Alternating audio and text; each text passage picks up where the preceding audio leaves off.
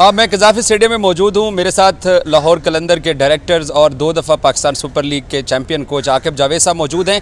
इनसे इसलिए हारिस रऊफ़ के बारे में सवाल करना बनता है कि मैं इंडिया वर्ल्ड कप कवर कर रहा था और रमीज़ साहब के साथ ये ट्रांसमिशन कर रहे थे, तो इन्होंने ऑन एयर एक बात बोली थी। तब पाकिस्तान इंग्लैंड का मैच नहीं हुआ था और हारिस पसलियों के दर्द की वजह से MRI कोलकाता में करवा रहे थे और इनको एंकर ने सवाल किया। इन्होंने जुमला बोला, शायद इनको याद भी होगा, कि मिक्की ऑर्थर उन्होंने कहना है तू जाके ऑस्ट्रेलिया टेस्ट क्रिकेट खेल। ये इन्होंने जुमला इंग्लैंड पाकिस्तान के मैच से पहले टीवी पे बोला था और एंड पे हुआ भी वही है। तो आकिब भाई से मैं इस बारे में ओपिनियन जानता हूँ। आकिब भाई, हारिस ने 90 ओवर कराए, उसकी पसलियों का दर्द, मैं क्योंकि कोलकाता में था, उसका MRI हुआ और इससे पहले श्रीलंका में भी हुआ था। सो अगर एक फास्ट बॉलर जिसका T20 और ODI वाइट बॉल का अगर टेम्परामेंट है, तो चीफ सेलेक्टर साहब वहाब खुद क्रिकेट छोड़ चुके हैं रेड बॉल। ये टीवी पे प्रेस कॉन्फ्रेंस में आकर ये बात दानिस्ता कहने के पीछे कोई आपको मंतक समझ आती है? क्योंकि लॉजिक तो नहीं है, लेकिन आके बोल देना, इसके पीछे क्या माइंडसेट हो सकता है? आई एम रियली सरप्राइज्ड, क्योंकि उसने तो कभी एक प्लेयर की विल होती है ना, उसका एक स्टाइल होता है, उसकी एक स्किल सेट है।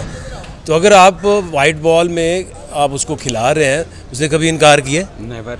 तो अगर आप एक बच्चे को, आपकी कोई अंडरस्टैंडिंग नहीं है एक क्रिकेट बोर्ड या आप एक चीफ सेलेक्टर के हवाले से, तो आप एक वाइट बॉल बॉलर है, उसने पिछले साल 1.5 साल से कोई एक 4 डे मैच नहीं खेला, तो वो किस बेसिस पे आप उसको सिलेक्ट कर सकते हैं और उसके ऊपर प्रेशर डाल सकते हैं कि तुम ऑस्ट्रेलिया जाओ?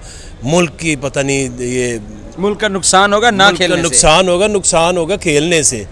तो जब उसको सिलेक्ट कर लेते तो अगर खेलने से नुकसान हो जाता कि एक बंदे की ट्रेनिंग नहीं हुई, एक बंदे ने उस तरह से अपने आप को मैच्योर नहीं किया हुआ अपने फर्स्ट क्लास क्रिकेट में, तो ये आप एक तरफ कहते हैं जी हमें डोमेस्टिक के जो परफॉर्मर्स हैं उनको इज़्ज़त देनी है, एक तरफ आप उसके ऊपर प्रेशर डाल रहे हैं जो पिछले साल से एक 4 डे मैच नहीं खेला। तो पहले तो ये अपना फैसला कर लेना कि इन्होंने क्या बात करनी है। नहीं, NCA के अंदर बैठ के अगर उससे मीटिंग हुई थी तो प्रेस कॉन्फ्रेंस के बाद, अब पता है बहुत सारे लोग, आपको पता है हम बेलगाम घोड़ा है ट्विटर के ऊपर, लोग लिख रहे हैं कि जी उसने इदारे को सेंट्रल कॉन्ट्रैक्ट में उसने रिफ्यूज़ कर दिया है, सो इसके खिलाफ जो है ना वो कार्रवाई होनी चाहिए। अब ये माहौल तो क्रिकेट बोर्ड ने खुद बनाया है जो कि अननेसेसरी है। आप एग्री करते हैं? देखिए, ये बड़ी ज़्यादती है कि आप एक प्लेयर से आप मीटिंग करते हैं, फिर आप उस मीटिंग को आप सरेआम प्रेस में ले आते हैं। तो ये अगर आप चीफ सेलेक्टर हैं, आपको पता होना चाहिए कि कोड क्या है और कंडक्ट क्या है। आप प्लेयर से क्या एक्सपेक्ट कर सकते हैं जब आपके चीफ सेलेक्टर और इस तरह के लेवल के लोग एक प्राइवेट जो आपकी चिट चैट है, जो आपकी बात है, उसको आप प्रेस में उछाल रहे हैं? अच्छा, हारिस की नेचर आप भी जानते हैं, हम भी जानते हैं, वो एक वॉरियर है। ये तासुर तो 100% रॉन्ग है ना कि ऑस्ट्रेलिया में मार पड़ने के डर से उसने पुल आउट किया है। इस तासुर पे, क्योंकि लोग वहाब की प्रेस कॉन्फ्रेंस में गुफ्तगू के बाद हर बंदा डिफरेंट एंगल देख रहा है। देखें, ये तो सबको हक है और किसी प्लेयर को अब ये भी नहीं कह सकते कि जी आपकी दर्द जो है वो आपको नहीं पता, वो फिजियो मैनेज कर लेगा। मेरा तो बुनियादी सवाल ही है कि आपकी जो भी आप किसी से प्राइवेट बात करते हैं उसको प्रेस में करने की ज़रूरत क्या है?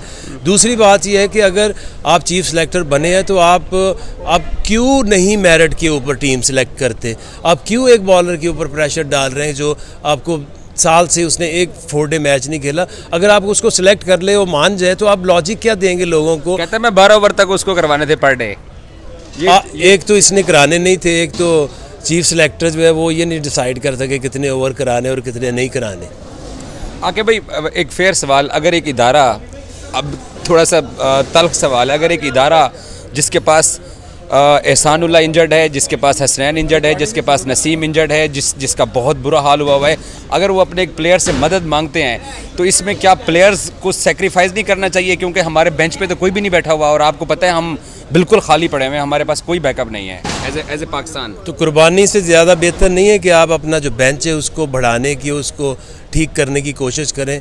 आपके बॉलर इतने अनफिट हुए कैसे अचानक? क्या नसीम शाह इनको नज़र नहीं आ रहा था कि 2.5 महीने हमने उसको श्रीलंका में रोलना है और नेपाल के अगेंस्ट भी खिलाना है और हर हल्की टीम के खिलाफ भी उसको खिला के तोड़ मरोड़ के अनफिट करके अपने काम को ठीक करें? प्रोफेशनलिज्म की ज़रूरत है, वो कुर्बानी की ज़रूरत नहीं है मेरा ख्याल। आखिरी छोटा सा सवाल, इस सारे बहरान से हम कितने अरसे में निकल जाएंगे? आपको लगता है ये जो चीज़ें स्टार्ट हमने लिया है कल से, एक बहरान की तरफ तो अभी किसी ने बात ही नहीं की कि हम डेवलपमेंट के ऊपर क्या करेंगे? हमारे जो अकेडमीज़ का अच्छा एक सिस्टम चलता था, जो कि जूनियर लेवल पे, ए टीम लेवल पे, कभी पाकिस्तान को शॉर्ट ऑफ प्लेस कभी नहीं आए थे। तो आप ये बात जब मैं सुनूंगा कि जी अब से हम जो है एकेडमीज़ के ऊपर काम करेंगे, हम प्लेयर्स डेवलपमेंट के ऊपर काम करेंगे, तो फिर तो मैं दिन काउंट भी करना शुरू करूं। तो अभी तो उन्होंने सोचा ही नहीं कि करना क्या, तो मैं आपको क्या टाइम लाइन बता सकता हूं। चढ़े नहीं है। थैंक यू सो मच, अल्लाह करे चढ़ जाए, अल्लाह करे। Thank you. आकिब जावेद की आपने गुफ्तगू सुनी है। वो कहते हैं कि जब तक ये ट्रैक पे चढ़ेंगे नहीं है उस वक्त तक कैसे कह सकते हैं कि चीज़ें ठीक होने जा रही हैं। Thank you.